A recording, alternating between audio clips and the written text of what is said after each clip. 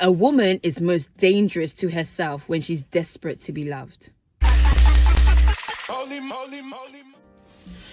Hi, wonderful people, and welcome back to my channel. And if you're new here, welcome. I'm Vanessa, and I share content on the Christian faith, health, money, and lifestyle. And today we're covering 5 dating mistakes I stopped in order to meet my husband. So I've been married over 8 years now, and I got married at 23 years old, but there are a few things I had to change in my mindset, in my understanding, in order to be at the position that I was in order to get married to the right person. So stay tuned as we go into it. Mistake number 1, I was desperate to be loved. And what I mean by that was I got into relationships, I started dating people because I wanted attention, I wanted to be cared for, and I wanted to be loved beyond even loving myself. I was very insecure as a young girl. I was very insecure in what I thought of myself, and I needed external validation in order to feel good about myself. And when I was sexually wanted, I felt good about myself. So I hope that makes sense. That was my first mistake. And to redeem that, I gave my life to Christ. And in giving my life to Christ, I had to learn to love me and love myself and be content with myself. So that was the first mistake. If you're currently in that position of you're desperate to be loved and you're willing to do anything to be loved, you're in a dangerous position, and it's not the place to be when to meet your future spouse. Dating mistake number 2. I genuinely believed that being in a relationship will take away my loneliness, the feeling of being lonely. And the reality of loneliness is an emotion that gives you the perception of isolation. And that can never be filled or cured by another human being. You can be laying next to somebody and still feel extremely lonely. You can be in a crowded place and still feel extremely lonely. And when I had to make the shift in my mindset that, wait, going on dates and dating all these men is not curing what I thought is going to cure. That's when I had a shift in my mind. I was just like, no, you cannot heal my loneliness. I have to deal with it. A measure of loneliness is okay because it encourages stronger relationships. It's good to miss people so you reconnect with them. That's okay. But when there's a constant feeling of isolation, then that's an eternal work you have to do in order to avoid putting yourself in positions and making the wrong decisions in terms of dating. So that's tip number 2. Dating mistake number 3. Dating people I know for a fact I wouldn't marry. It sounds so bad, but sometimes because we want to alleviate our current loneliness or boredom or, lack of excitement, we start dating people for the sake of it.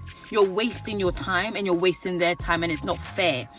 I was dating a guy of a different belief system to me, and I knew for a fact that I would never marry this man. Yet I allowed him to take me out. Yet I allowed him to spend money on me. Yet I allowed him to entertain me, and I entertained him. And that's just a waste of time, especially if you're a Christian woman. Don't waste your time on people who don't believe what you believe in and don't have the same mindset, or that you couldn't see yourself marrying them. It's a waste of time. Another dating mistake to be mindful of: know your deal breakers. If you don't know what you won't put up with, how would another person know that? You need to know yourself enough to know what you will put up with and won't put up with, and then you don't compromise. Dating people and not knowing who you are as a person is a mistake. I made those mistakes in my younger days, and I made a decision, no. As I'm going to be intentional when it comes to dating and marriage, the next person I'm with, if they've got things that are deal breakers for me, they're gone. For example, a deal breaker for me is someone who does not believe in Jesus Christ. Deal breaker. Out of this loop. Another one is values, in terms of family values, what they believe in. If we don't align, deal breaker. I won't say height and physique was a big deal to me, but if I'm not attracted to you, deal breaker. You can have all the money in the world. It's breaking the deal. These are a few things to be mindful of in terms of when it comes to relationships and dating. What are your deal breakers? What are your deal breakers? Put it in the comment. Let's talk about our icks. I hear this a lot. What are your icks that you're like, yeah, that no, I will not tolerate whatsoever. It's just something I can't do. That's something to consider. Another dating mistake that I had to get rid of is not knowing my boundaries. What do I mean by that is I would tell, for example, a guy I'm celibate, and he'll be like, yeah, cool, me too, yeah, me too. Oh, I support, I rate what you're doing, I rate what you're doing, but you don't practice it yourself. And I didn't have the boundaries in place enough to let them know that when I say I'm celibate, don't try to touch me up. Don't try and fill me up in hopes that I'll get, excited and then do something with you. All of those things, I made the mistake of compromising my boundaries and my standards.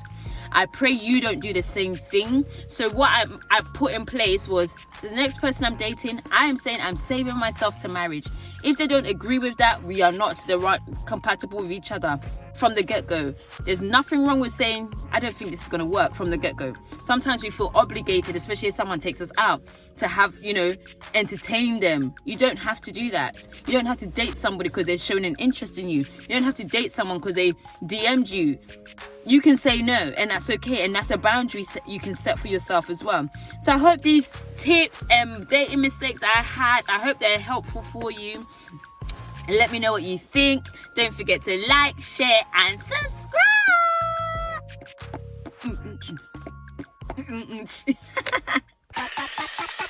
Holy moly, moly, moly.